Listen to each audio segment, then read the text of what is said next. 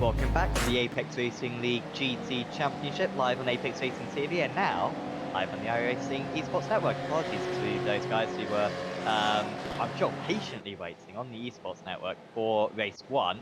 You join us for Race 2. Race 1 was won by Aaron Powell, with Daniel Lee and Nick Weisskopska in second and third places.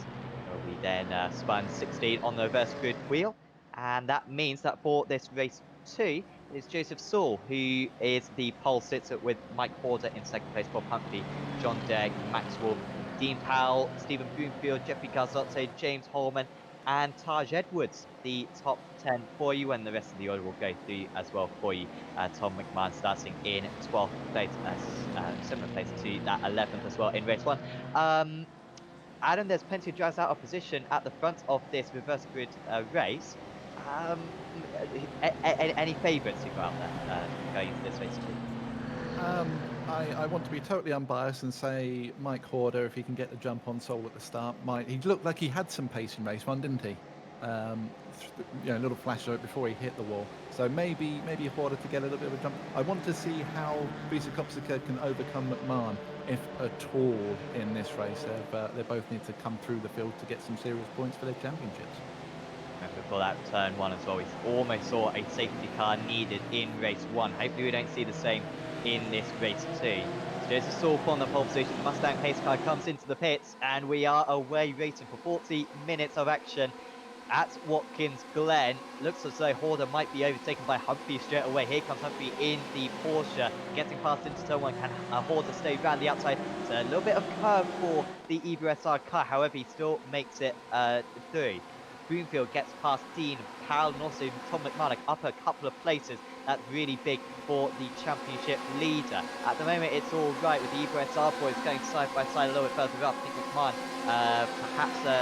Sultan Powell, I believe it was, who were alongside just going up the hill as they head into the bus stop. And straight away into the lead is Bob Humphrey, and it's a very poor run for Joseph Saul, who causes a massive slow up to the bus stop. There was no way past for Mike Horder on that occasion, and Humphrey got the run through turn 1. It looks as though Saul got a slide up the hill. It compromised his run down the back straight, and now it's Bob Humphrey who won race 2 at Phillip Island, who leads race 2 now at Watkins Glen, and Saul is really bottling up a lot of drivers behind. There goes Horder though, around the outside. He carried an immense amount of speed on the exit, on the entry to the corner. However, it wasn't enough for him on the exit. He just understeered wide. Behind him, John Derrick trying to gain a place. Broomfield has gained another place. It looks as though Dean Powell is dropping down the order, if anything. Horder tries again, and this time he has the inside line for the third to final corner, and this time he is passed over. It's taken him a couple too many corners because already Bob Humphrey has opened up a 1.5 second lead. He has indeed. Saul seems to be struggling with his tyre. Something not quite right with that car. He couldn't just get it settled at all. And Horder took him 3 attempts to go around the outside of him. Oh, his contact in the background. Who was that? John Derrick.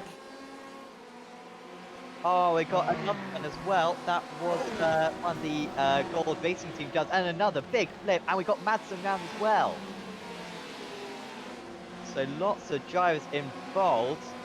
Once again, we're close to a safety car, but they're pretty much scattered. And it's another incident for Nick Madsen. Taj Edwards was the driver involved with the Gold Racing team. Quite the best angle to see that one from.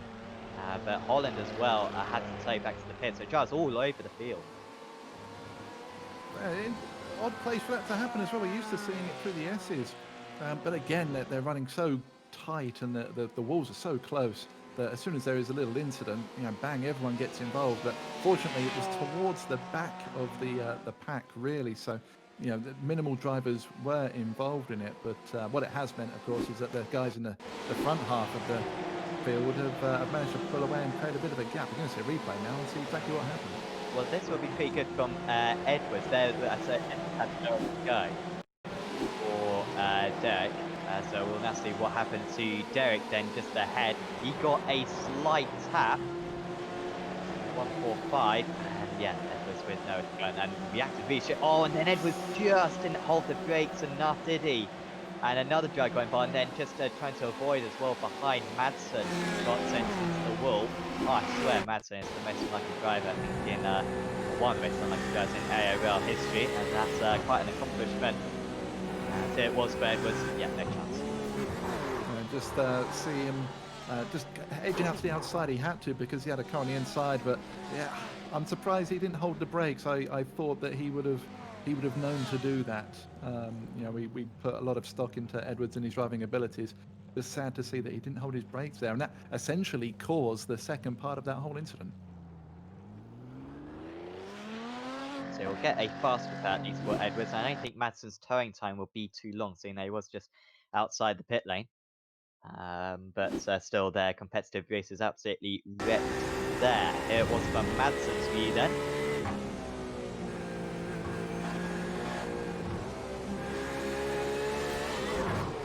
That's unfortunate.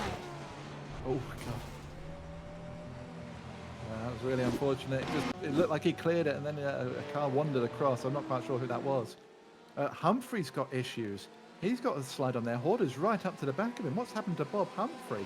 Looked like his car was screwing about all over the place. Horder again, we saw this in the first lap, trying to go around the outside, trying to get a run up the hill. Looks like he's got it right this time. Going to have a much better drive out of the corner. Humphrey trying to squeeze him. Going to try and keep the inside line for the next right-hander. Is Horder going to hold it to the outside? He does. Humphrey making him work for it though, but it means that Horder's going to have the inside as we come back up the hill. Oh, Humphrey's he's really making Horder work for this, isn't he? Side by side all the way through this section. This is marvellous. And Humphrey somehow stays ahead. That was all over, I thought. Going into the third final corner, and yeah, a really good amount of speed carried by Humphrey. And Horder not quite with the clinical overtaking at the moment. He couldn't get past Saul for a few corners on lap one. It cost him some time, and now this battle with Humphrey's losing time as well because McMahon is up into third position now. And just lapped half a second faster. He has to get past straight away. He's 1.8 seconds clear. This is reminiscent of Humphrey versus Lee back at Barcelona, when we knew that as Lee was faster. He needed to get past. Here comes Horder again. He's got a lot of overspeed. He's got his car ahead as well. But it's going to be Banzai round the outside. Can he make it? Yes, he can. It's an awesome move from the Welshman. He takes the lead of this race, Mike Horder, the first time he's led a race all season long.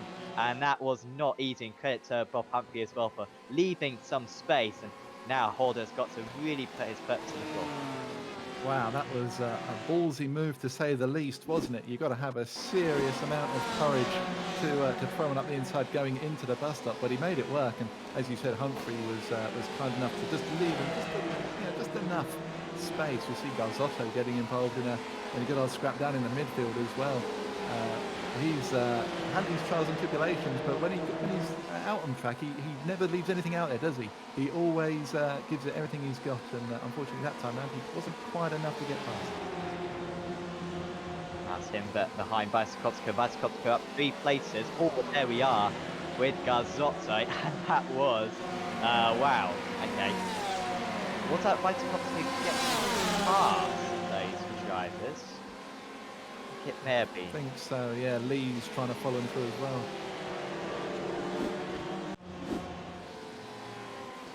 Lee is now behind Garzotto, so I think a little bit more happened as well. Crazy lap for those drivers. Another fast lap of the race for McMahon. Meanwhile, Bloomfield is going to be overtaken by Powell.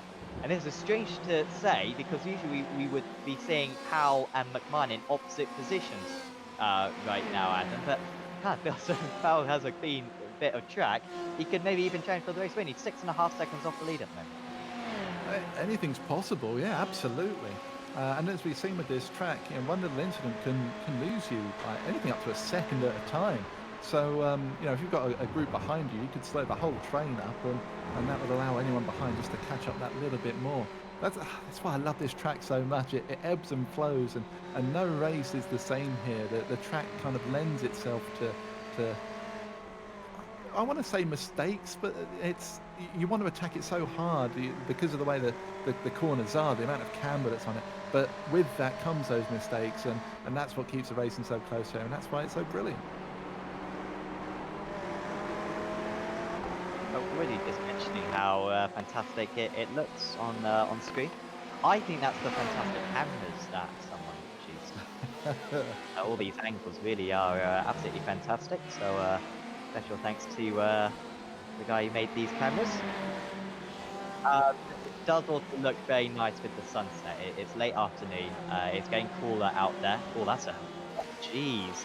That was painfully so. Max Wolf um, is involved in this one, but we've also got Holman, Saul just ahead in 5th place, and also Al and James Salts as well. And that was really slow. Saul manages to pull away. Now Holman having to go defensive. Not much of race 1 in 5th place, remember, did Holman. Fell back in the closing stages to help his starting position, however, for this race 2. And we've also got Salt now alongside Broomfield. Salt trying to shove out Broomfield here. He stays around the outside. He's got the better run here. Needs to make sure he doesn't understeer into his rival. And looks like Broomfield might just have that one. They are dead level. Meanwhile, Dean Power trying to come back at James Holman. You'd expect Holman to be the faster driver, but tell that to Dean Power because he's trying to come back. Salt stays ahead of Broomfield as well. That's exactly what I said just a few moments ago, wasn't it? There was an incident at the front of this pack towards the end of the last lap. It just closed everything back up, and they were going 2 wide, 3 wide, 2 rows deep. Brilliant racing, and they're keeping it clean, which is the important thing. Notably, at the front, McMahon put in the fastest lap of the race again, but he's only taken 2/10 a lap out of order. So the gap is still there, but it's getting closer. How wide?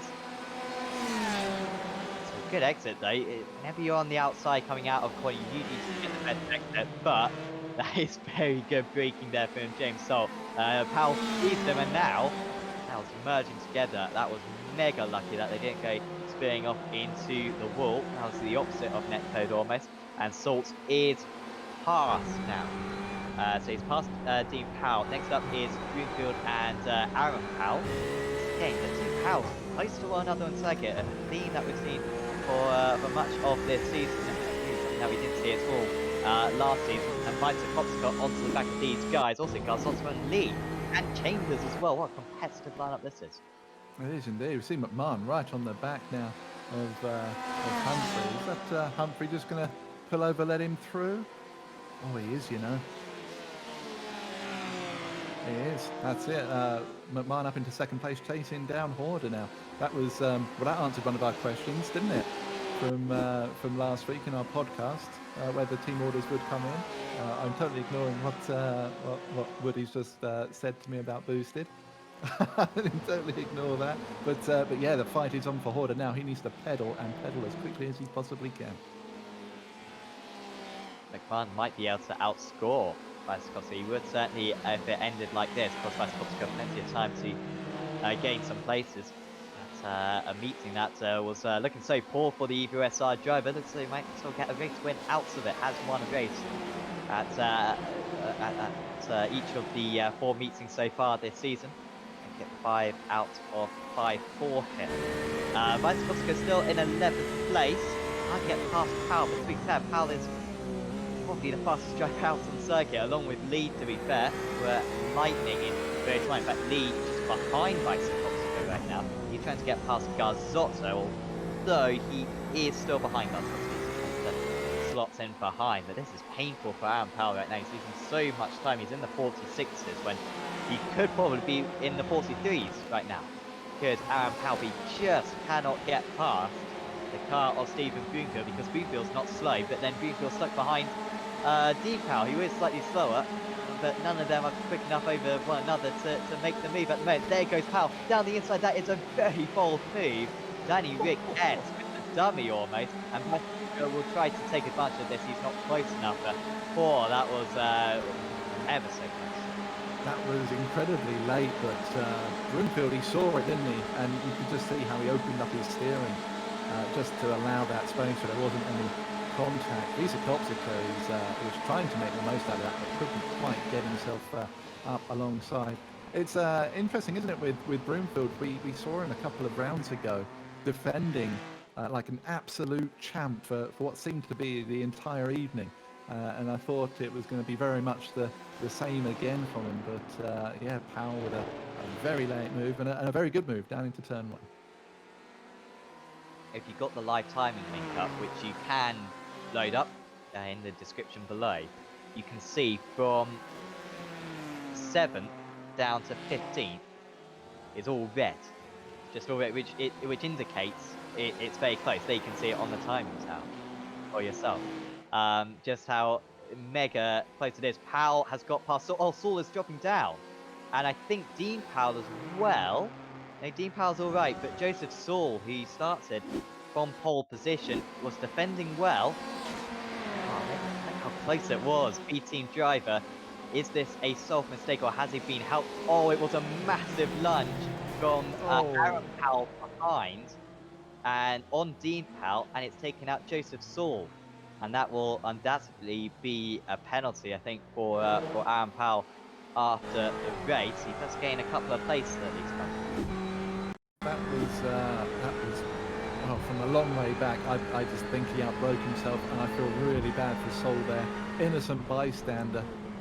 Powell just trying to get on the brakes late, trying to force a move, and when you're braking that hard in these cars, you need to be right on the money, and it seemed that he was shortchanged there as he flew into the side of Sol.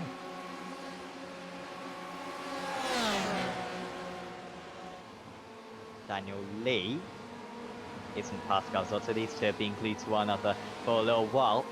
Dean Powell then still leader of the amateur drivers then. Just getting a couple of places in all of that. I think he's really overtaken many drivers in this race. I think the couple of drivers he has overtaken have been teammates, but here is another one. That's actually Paul Bliss, to be fair, who is a lap down, close in his first race of the season. I can see him out there, but has been involved in something, I imagine. Certainly not that slow to be already a lap down and to give up many track position at the moment. So yeah, we've got Vyskopska then behind Powell, pretty much pace order right now. So any moves from here on in are going to be quite tough because we've kind of got some very quick gyres out in front. Also, I'd just like to say Max Wolf up in 4th place. He had an awful qualifying, a pretty good 6-1, and he's been very under the radar, but running very comfortably in 4th place. He is much better back to form for him. Let's see Garzotto. What does he do here? Oh, he just dropped the rear end. Oh, Lee trying to avoid going on the good grass. avoidance. That was brilliant from Lee. Oh, Garzotto, just hold your brakes there. Oh, too eager to get back onto the track, but the adventurer hits the grass and avoids it beautifully. Let's see the onboard from Garzotto now. Such a tricky corner this, and so easy to do. Just a little bit too much speed. Oh, here's Lee. The adventurer goes mountaineering over the curve and avoids it brilliantly.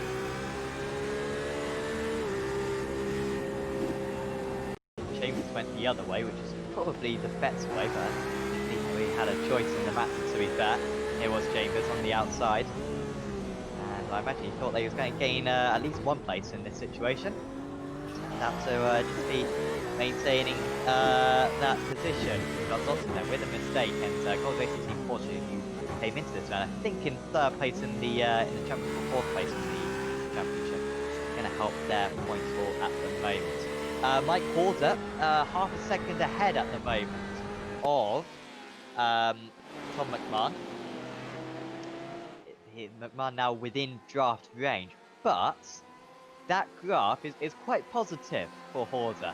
You can see over the last 5 laps, or 6 laps, he's lost on average about a 1/10 of a second per lap, which will give him hope that he should be able to keep McMahon behind for a bit. The problem is he's got 22 minutes to keep him behind. I don't think he necessarily needs to keep him behind. He just needs to keep with him. They're comfortably ahead of Humphrey. Humphrey seems to be falling away little by little, and they've got a big gap back to Wolf afterwards. So I don't think losing first position is such a big issue at this moment in time because he's got the pace to stick with him. So I just saw Lee dropping down, still dropping down. In fact, is Daniel Lee.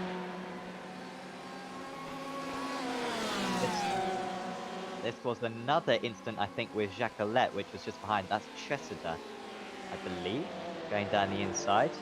And Jacqueline keeping that one, seemingly. In 16th place at the moment. He's 2 places behind Lee, as it seems as though we have now found the Daniel Lee incident because he's dropped behind Powell, Chambers, and Copeland, I believe, at the moment.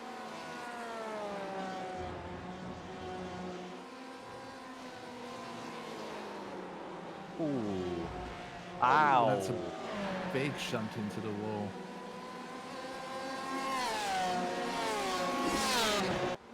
Did he just lose it on the way in? Did it look? It looked like he had a little bit of a twitch on under braking. I wonder if he just was too eager on the accelerator and not enough on the brake. It just twitched by the looks of it, didn't it? Well, I know DFS is back open now, because they've been selling a lot of cushions to that barrier, because I swear you can hit that extremely hard and not get any damage from it, because he's still on his way, and we saw that many times in race 1. McMahon onto the back of Horder.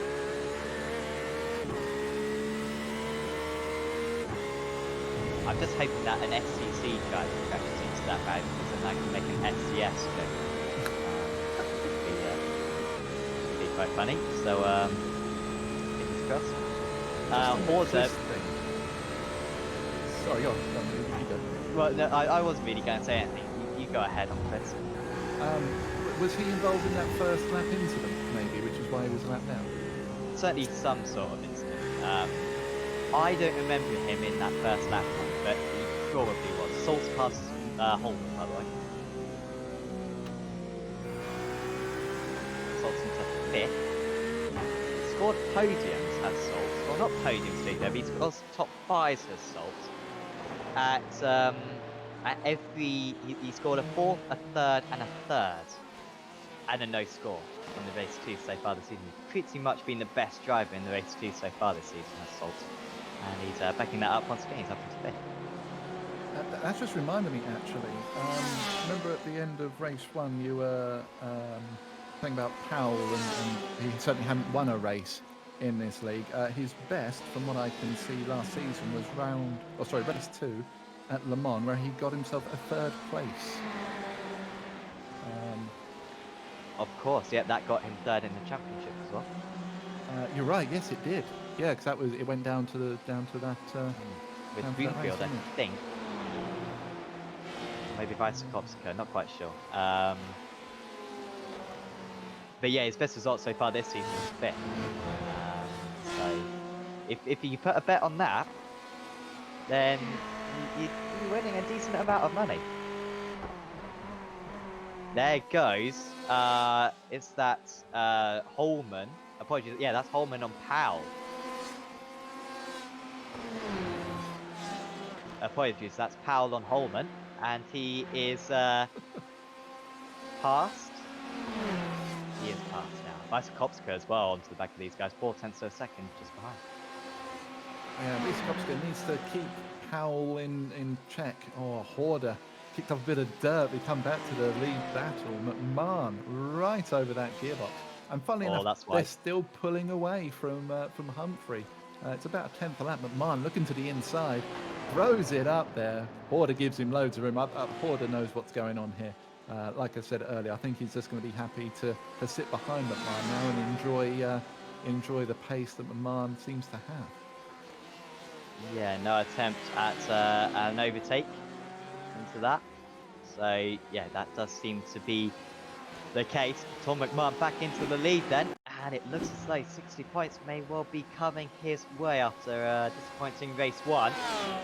Much better in race 2.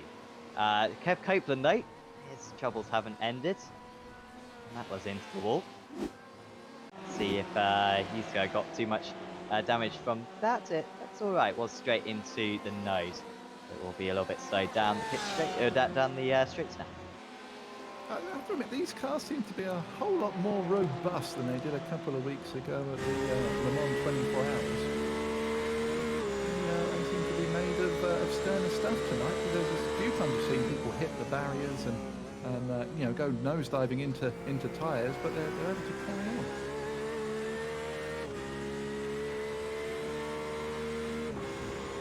I don't say that begrudgingly at all. After we crashed out out of Le Mans, but we, Were you 40 the minutes one in who- and we got abused by an HPD. Were you? No, okay. It was someone else then who got deliberately wrecked at. Well, I think that was one of the year one cars, somewhere.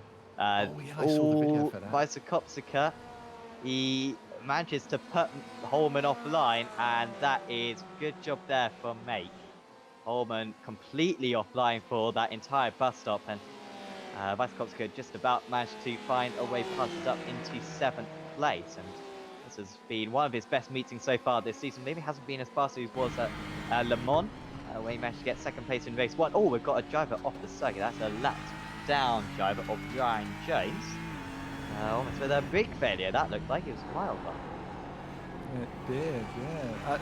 I'm still smiling at Holman there, frantically flashing his lights at Vizekopsika. I don't know whether out of frustration that he'd been sold a doozy going into the bus stop, or whether he felt that he wasn't given enough room or such like. But yeah, you could see the frustration from Holman in his headlights. McMahon managed to get about half a second on Horder. Horder seems to be struggling through that last few corners. Doesn't seem to be as quick there. First half of the lap, though, for sure, he seems to be right on it still. I must say, even in the season which I won a championship, because I won a championship once, I always struggled around that final corner. No matter what I tried. I hate going near the wall, and I'm absolutely terrified of hitting it. Of course, didn't deny me winning the championship, but you know, even gods do make mistakes. Horder almost straight lines to the bus stop. He certainly got a round of applause from Andrew Woodhouse there, because he managed to get the gap from about half a second to quarter of a second, and he's keeping himself in play. 14.5 minutes to go. Let's wait to see. Maybe if he tries to make a mistake from now to the tricky part. It seems a bit of a weird thing to say, but we know McMahon has got a mistake in him. So maybe Horder is just gonna just keep the pressure on.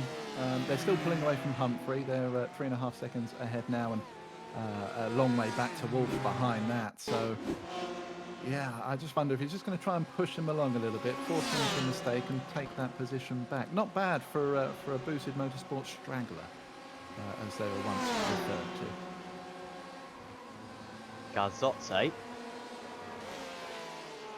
Garzotto gets in past Tom Stevens.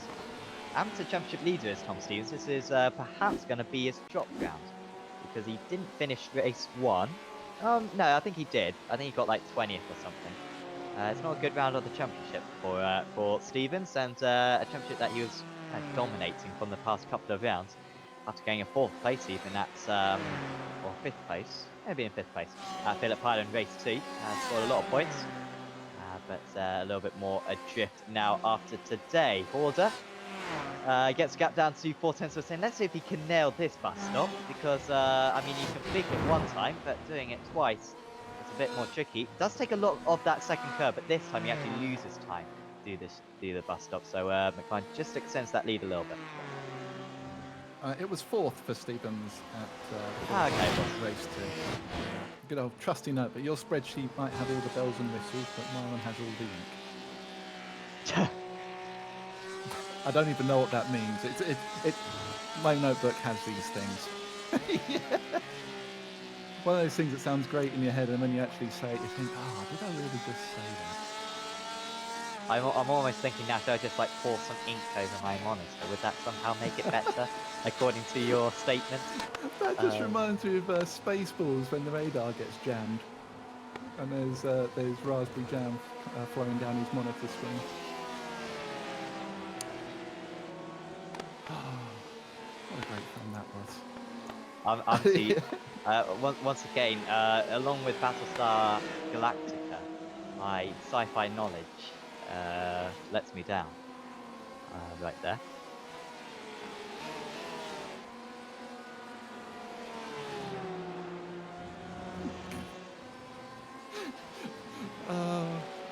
For those that can't hear Andrew Woodhouse, he's making some rather funny statements about Sam right now. He's making me giggle throughout this entire broadcast, and I do apologise. Problem is, Bad influence, easily Woody led can astray. say whatever he likes, talking to us. And meanwhile, we can't just say random stuff to respond to his statements. So this is very much a one-way thing at the moment. Oh, Satsite driver off Nichols. Very good livery on that. I think that might be a new livery for him. The door of that car looks very nice. Door. The door? What? Come on. What's wrong with that? The side of the car, alright then. Jeez. Oh, I'm sorry, that's absolutely ruined me. I-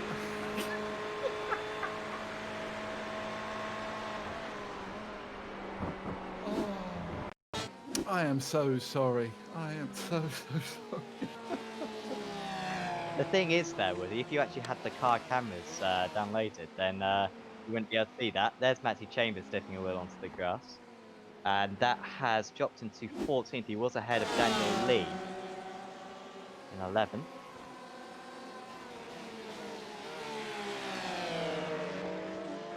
Chambers trying to come back now at Adjinson's. Adjinson's a little bit under the radar. He's into second place out of the amateur drivers as we try to compose ourselves as professionals in the commentary booth. It's actually turned relatively white now in the timing tower. Not a whole lot of close battles, but a couple of duels. This is actually a four-way battle here with Jacqueline, Tressida, Saddington, and Garzotto. Garzotto, remember, with the spin earlier on, trying to come back through the order. Yeah, that's the closest battles we have on the track at the moment. Saddington doing a sterling job, all things considered. You know, it's his first night as we see poor Garzotto getting real close. Did he just give him a little nudge maybe? Saddington goes a long way out. Garzotto parks on the outside of P1. I wonder if he's had some real issues there. Saddington lost the back of these two now because of it. I do wonder maybe he just got a little bit of a nudge there. Tressida wrongly in the toe though with Jacqueline, isn't it? Quite a night for Tressida. I feel we usually see a little bit more of him, but yeah, it seems a bit of a quite night. Same with Adrianson's actually. I can't remember anything notable in race one from him either. I think Tressida went off in race one. But Adrianson's, I really don't remember anything. I think he got involved in the lap one incident, did Adrianson's in race one. Dropped down a bit, and then after that, a very dull race. McMahon, this is turning into a slightly more calm race for him now. He's 1.5 seconds ahead of Mike Horder, just edging out that gap lap by lap. 44.28 for McMahon that last tour. 44.36 for Horder, so about a tenth of a second difference. But he's broken the draft now, and he's well on course for what would be his sixth race victory of the season. I believe it would be his sixth race victory of the season, out of only 10 races, which is a crazy stat when you think about it. 60% win rate. Also retired from one of the races that he didn't win as well. So no, it's been very good for him so far this season. Yeah, it certainly seems to be back to form after a very tricky first race and of course an abysmal qualifying by his standards. But now he is back out in front. Interestingly, Horder, only a tenth slower, but it's grinding him, isn't it? It's a tenth, 2 tenths, a tenth. It's one of those things that you just can't get back. Unfortunately for Horder, he is dropping back, although he does still maintain a gap back to Humphrey, who's holding a good third place at the moment. Oh, we're going side by side now. Taj Edwards getting involved as well. Saddington backing right out of that. He didn't want any part of that. Maybe if this was his third or fourth race in the league, he might have given it a little bit more oomph going into it, but backed right out of it. And that's Edwards and Stevens clearing them up into 17th and 18th respectively. Be the first time that Edwards has finished outside the top 10 in a race 2 so far this season. Has got a couple of 11th places so far this championship. The winner from Le Mans race 2, actually, a couple of weeks ago. But he's yet to retire from a meeting, at least, Izzo. He has always got some decent points at each of these meetings. Trying to get 17th place right now from Stevens. And he is past. Now, Tressida should be able to catch him past. Before you got Jacqueline and Tressida, because Adjinson's is 10 seconds up the road. That's not going to happen with 6.5 minutes to go. But 2 more places, certainly possible for Edwards just to recover. Remember, 3rd place in the championship going into this round. And this championship kind of just ebbing away from him at the moment. He hasn't had any bad results, like I said, but just losing on average about 20 points per meeting. And that gap to Vice-Kopsika and McMahon certainly going to be much larger by the end of today's meeting. Might even fall behind Humphrey, I imagine, in the championship. Humphrey and Salt, I think, might be able to clear him, and Wolf as well, with Wolf running very high in 4th place at the moment. Powell in up into 5th place. He's keeping Salt and Vice-Kopsika behind him at the moment. Salt's, of course, overtaken by Powell earlier on in the event, and they're only 1.5 seconds behind Wolf. On that last lap, they managed to close in by about 0.4 of a second. This could be close, potentially, with these 4. I imagine Salt will quite happily stay behind Powell in a bid to tow themselves up to the Dutch driver.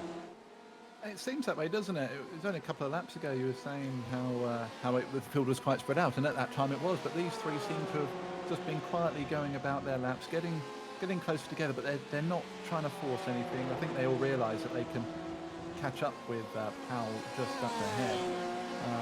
Yeah, interesting to see how this one plays out. Just under 5 minutes to go now. Wow, this race seems to have gone even quicker than the first one. I remember looking at the clock and we was 10 minutes in thinking, blimey, that's flown by, and here we are with less than 5 minutes to go. McMahon, just looking at the times again, 3.1 seconds ahead of Porter now. I wonder if Porter had an issue last time round, maybe, because that's a whole chunk he's lost. Slower. Max Humphrey, that's much slower than McMahon. By the way, these 3 guys are all the same pace as McMahon.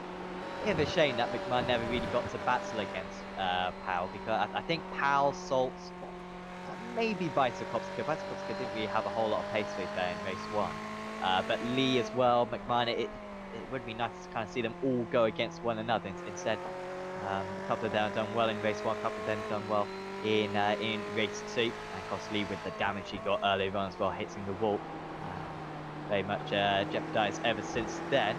Powell is just dropping Salt out of his tow. We think Powell does have a small advantage over Salt, and the gap's just up to 0.7 of a second now. I imagine if Wolf wasn't ahead of them, Powell might just keep Salt in this draft in a bid to keep Vice-Kopsika behind. But I think he really wants to get past Wolf, because he's got that gap down to 1 second now. Here comes Edwards. It was only a matter of time till he was going to catch up to Tressida. I think it's only a matter of time till he gets past Tressida as well. He gets a very nice cutback move going through the toe. Tressida taking the middle ground there, making Taj decide what side he wants to go. Throws it up the inside now as they go down the right-hander. Tressida just gives him the room. Oh, he is coming back, isn't he? He's still fighting back. He's Tressida taking the inside line, making Edwards go the long way round. Edwards is going to be hating this right now. Kind of felt like he got the job done sort of 3 or 4 corners ago, but Tressida fighting him tooth and nail, and Edwards just kind of compounds the whole evening for him, really, doesn't it? Just struggling to get past Tressida, although he does get a much better run that time by. I think this is done now, going down into turn 1. I don't think Tressida's going to be able to defend.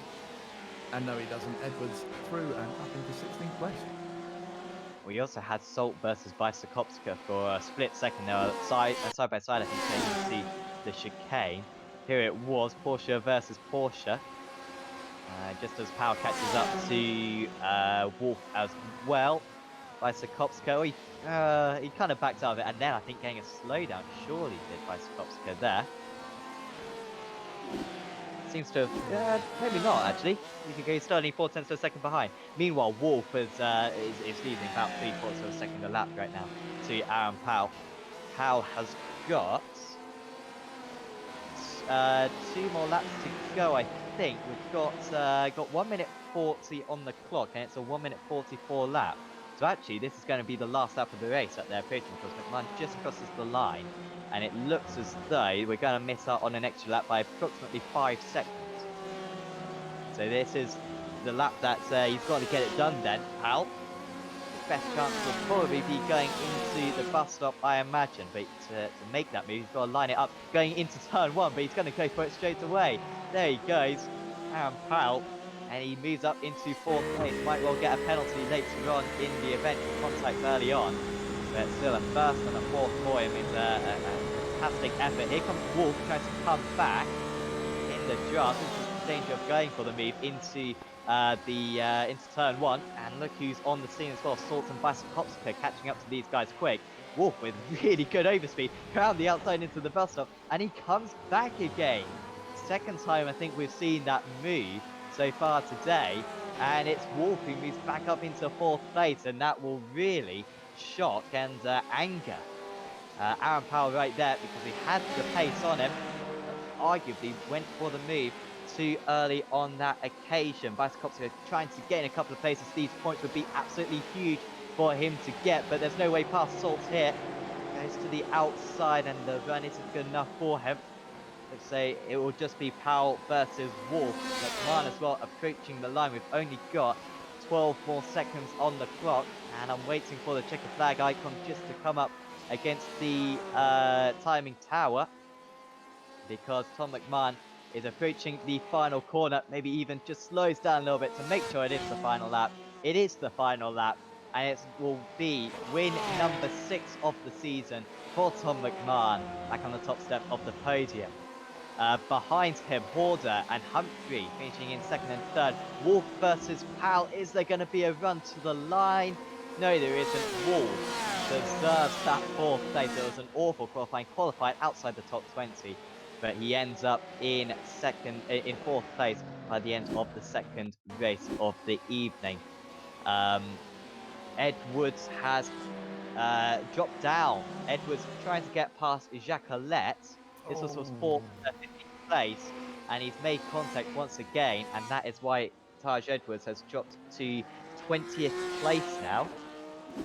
Also, there's been an issue for John Tressida. Where is Tressida? He's behind. Tressida's in the gravel trap.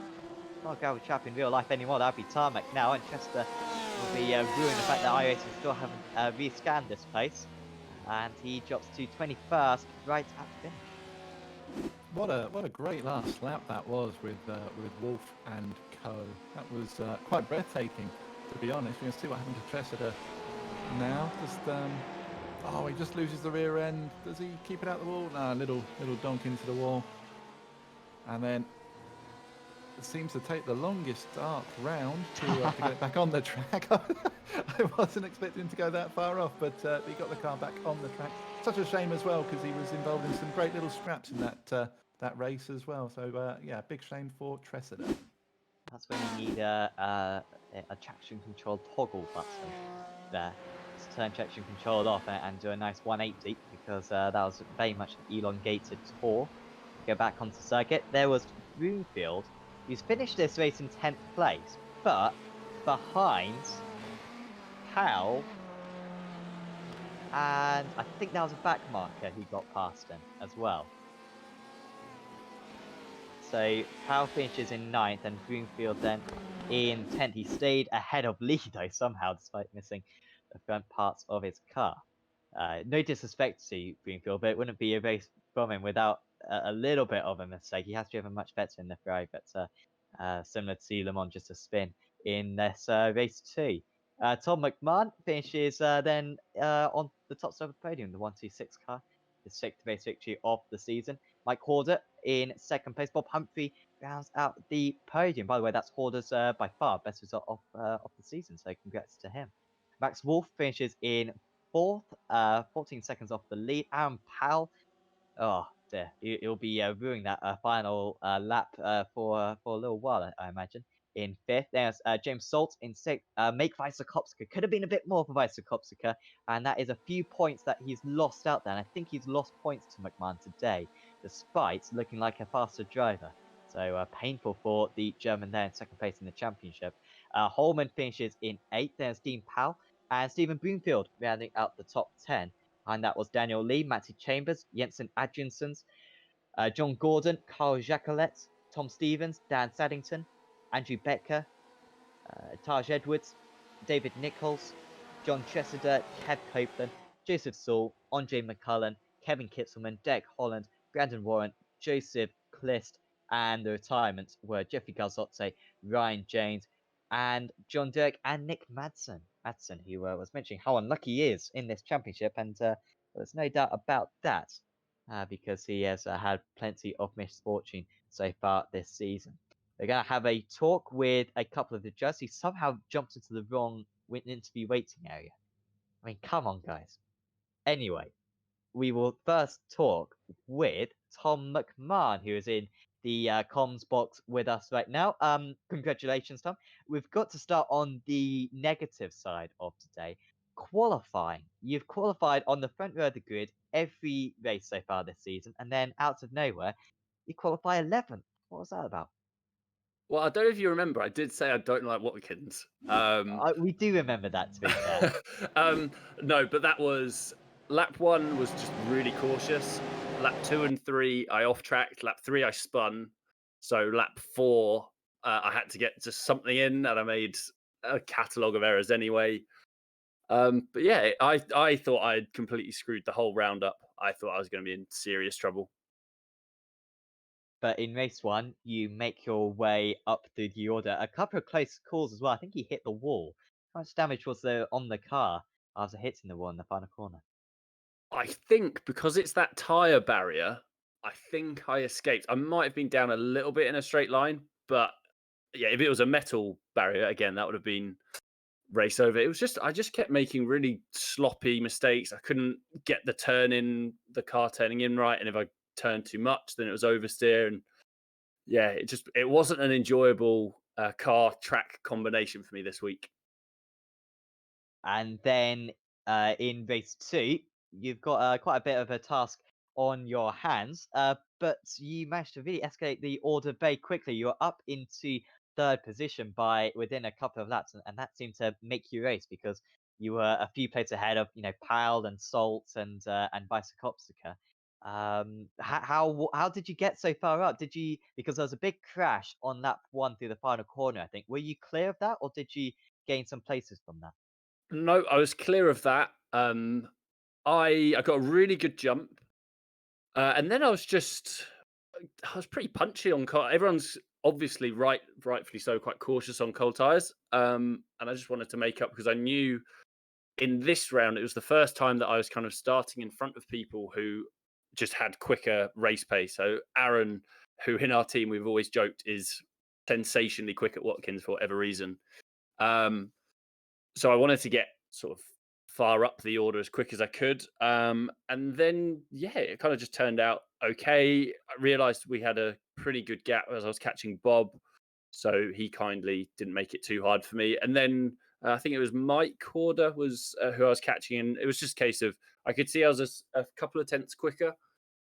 So just don't rush it. We had such a big gap that there was no need to do anything silly. And then as I got a bit closer, got a little bit more aggressive and yeah, got through and got away.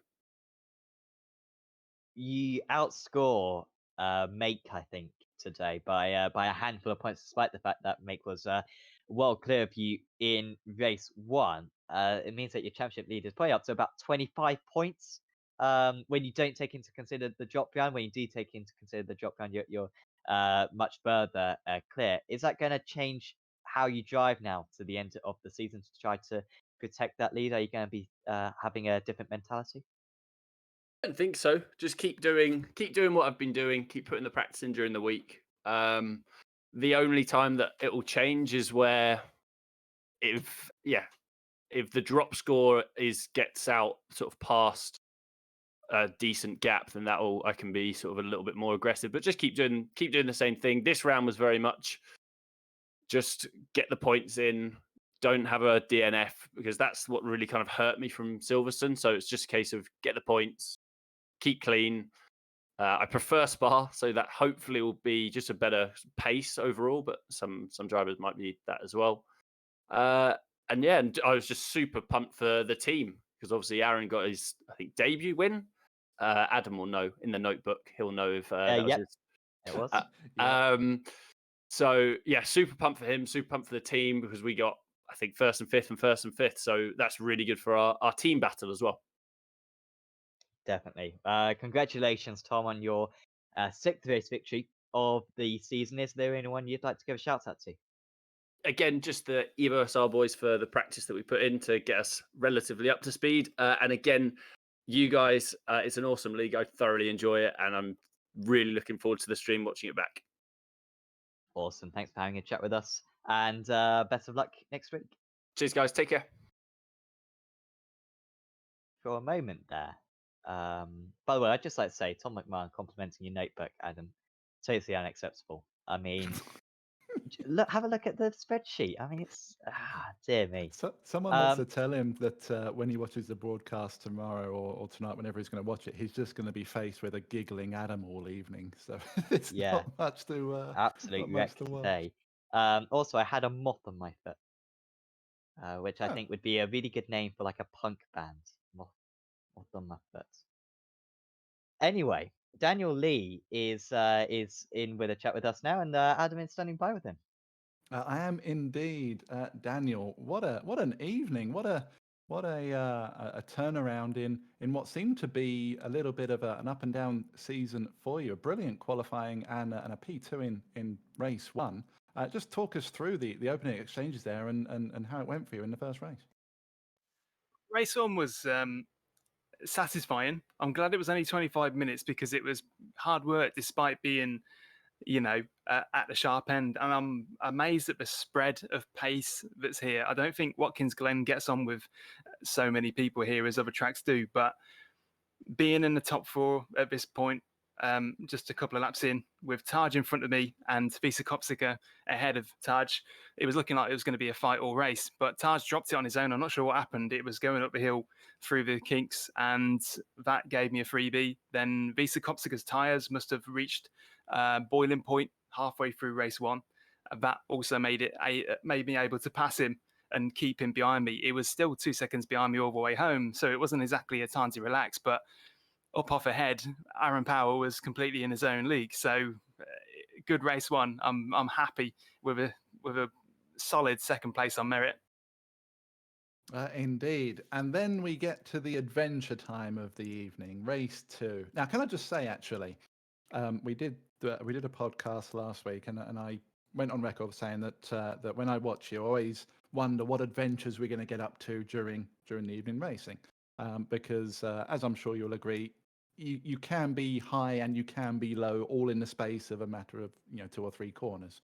But we saw, and we're actually seeing it on screen at the moment. Oh no, it's not that one. Sorry, we saw you do an amazing avoidance where you literally jumped the grass on the inside curb to avoid a car spinning in front of you.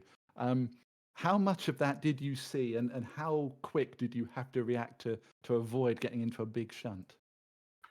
Yeah, that spinning car was Garzotto, and it was a shame, really, because the few laps we had before it, me and Garzotto were battling really, really hard, really close. I was just buzzing around him like an annoying fly, and I just couldn't get past. And then as we passed the back marker, who was obviously out of place, he was on the inside line. You know how it is when you have such muscle memory for a track and you have to take a different line to get past somebody. That's really risky, and he dropped it all on his own, unfortunately. And when you've got a car going sideways in front of you, you've just got to figure out where they're going to go. Luckily, everybody here knows, stick the brakes on, maintain your car in a straight line. So I mounted the grass in an act of desperation and luckily got past it. Yeah. Shame about that because the battling before then was brilliant. And you are right. It was a race of highs and lows in the first half, squabbling with a pack of what felt like 6, 7, 8 cars.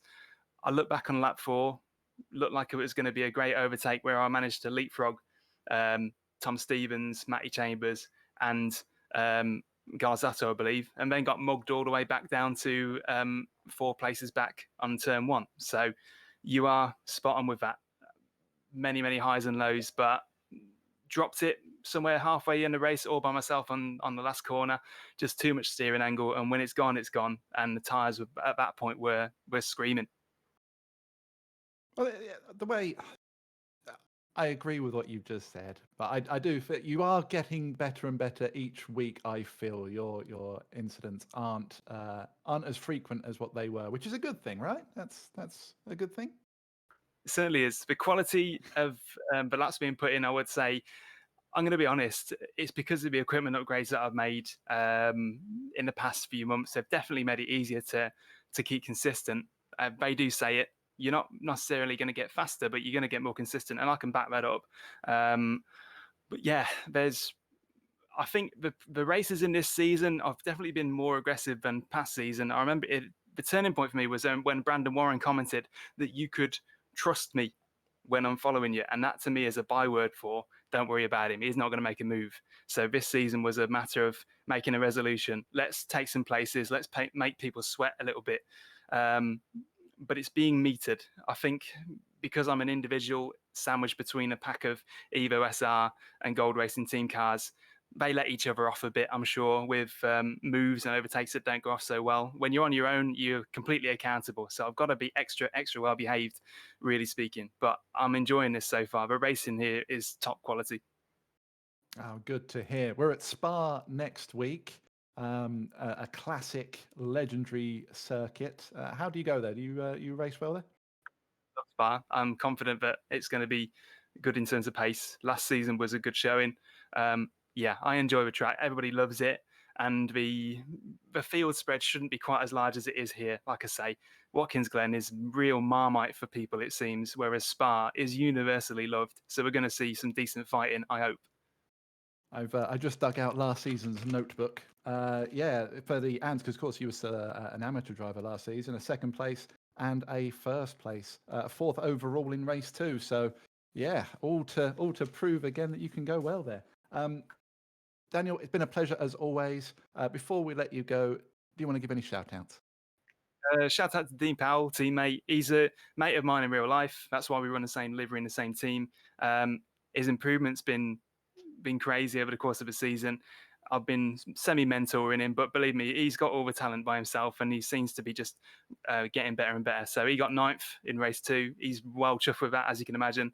Other than that, my YouTube channel is adding content related to sim racing, things that beginners and intermediates might find handy. So check that out. The account name is Danny Lee. Thank you. Can I just say something here? Is that disclaimer on Daniel's YouTube channel has some really distressing scenes. If you're a tea maker, then don't watch Daniel Lee's channel because some of the stuff he gets up to on that is downright disgraceful. Daniel, you should be ashamed of yourself with the acts that you pull on that.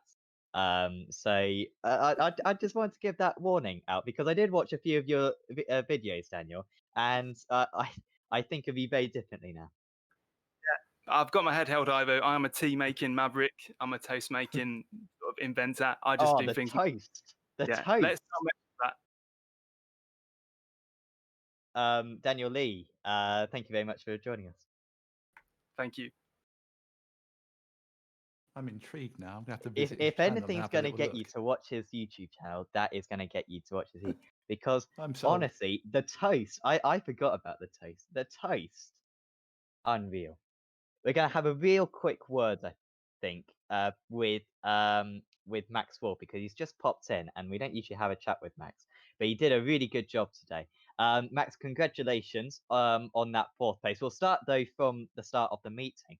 Qualifying quite far down, surprisingly. We expected you to be a bit higher, but certainly your race pace was much better than your qualifying pace. Yeah, it was, but qualifying, I went in there pretty confident because in the practice session beforehand, I was doing decent times, I think, and then I got into qualifying and the nerves start kicking in, and I did like a banker lap just to get a time in, and then I started really pushing, and then I hit the grass and I spun, and I was like, well,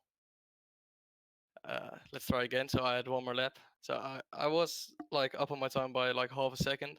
And then coming into the final 2 corners, I hit the cross and spun again. So yeah, it was just a bit of bad luck and mistakes on my part, which made it a more interesting race. Let's say it that way.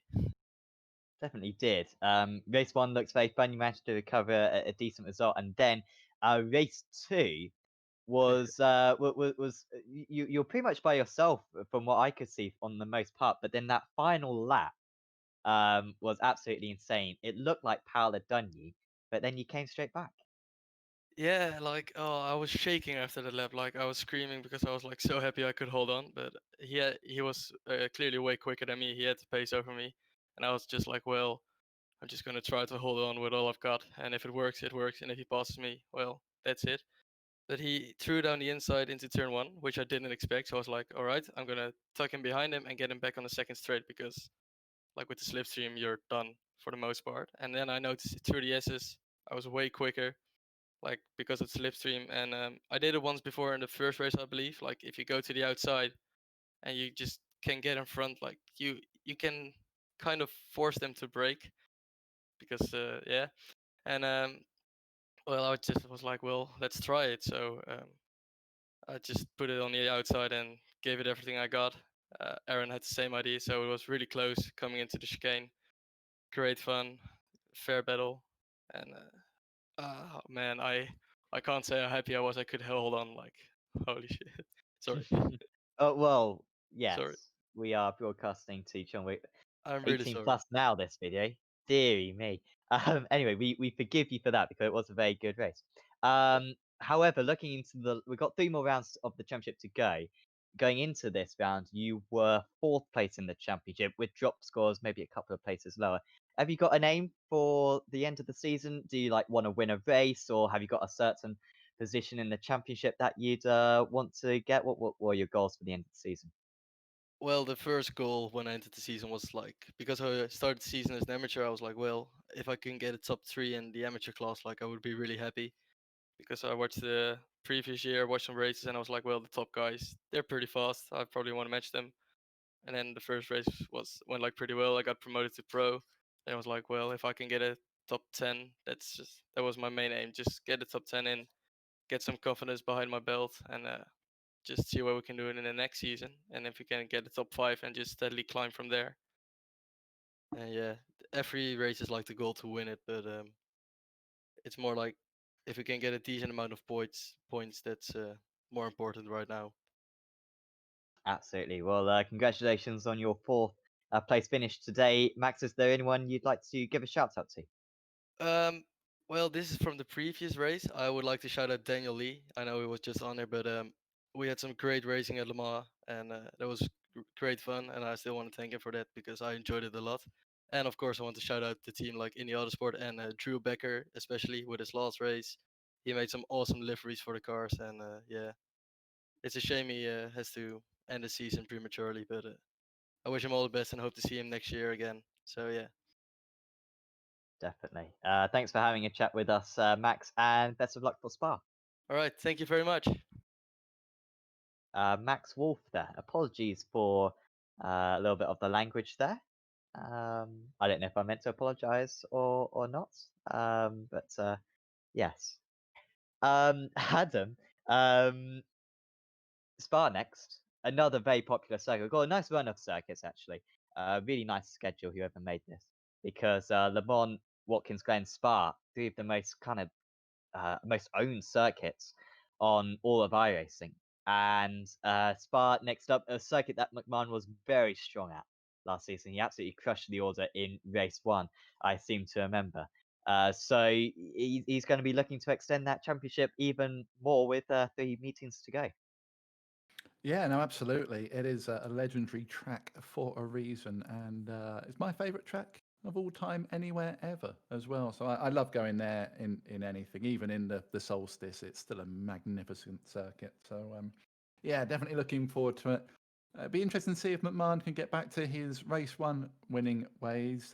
He won race 1 there last season, so I'd imagine that he'll be feeling pretty confident. But yeah, we've seen the rise of some other good runners tonight, haven't we?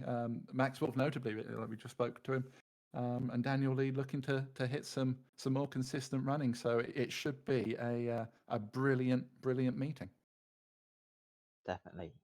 Looking forward to that one. That will be with you next week. So no week break. We had a week break last week. Next Sunday, same time, will be round 6 of the championship from Spa in Belgium. So I recommend checking that one out. Also recommend checking out the highlights video that we're going to be producing. That'll be posted on the Apex Racing TV YouTube channel of this meeting of the championship. There's also going to be a race review as well, written down and everything. I'm sure Adam will love that one. Lots of ink and stuff. Will be all posted on the Apex Racing League website, which is also the place where you can sign up for championships. There's a few places spare in this championship, so if you want to take part in any of the action towards the end of the season, certainly go to apexracingleague.com. And you can sign up for this championship or the GT4 championship we got on Tuesday night, or the TCR championship we got on a Thursday night. Certainly do recommend that. If you've enjoyed this video, do leave a like on it, and also subscribe to the iRacing Esports Network, where there's loads of other action happening, and also Apex Racing TV as well, where it's broadcasting about 10 to 15 times a week at the moment. Certainly recommend tuning in on that. But thank you for watching this stream, and hopefully you'll join us back for round 6 of the championship from Spa next week. But for now, from me, from Adam, and from Andrew, we're going to say goodbye, and we will see you next time.